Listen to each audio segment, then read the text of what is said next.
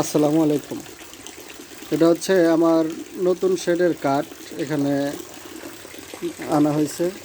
মিস্ত্রিরা এগুলা কিছু কাঠ কাটছে, কাইটা হচ্ছে ঠিকঠাক করছে। এমনকি যে এখানে আমার বাড়িতে চীন হাঁস, এটাও আমরা পালতেছি। মুরগি আছে, দেশি মুরগি আছে। তারপরে যেখানে আমার শেডের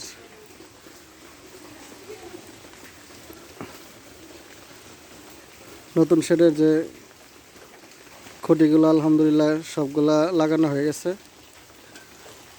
কালকে মিস্ত্রি আসলে যে কাঠ লাগাবে, উপরে সব কিছু রেডি করবে।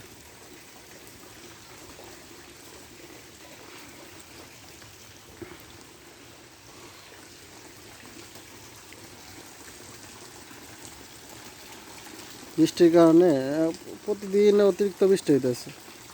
বৃষ্টির কারণে পরিস্থিতি একবারেই খারাপ। আবহাওয়া, আমার হাঁসের অবস্থা, হাঁস ভিজে, হাঁসের অবস্থা একবারেই।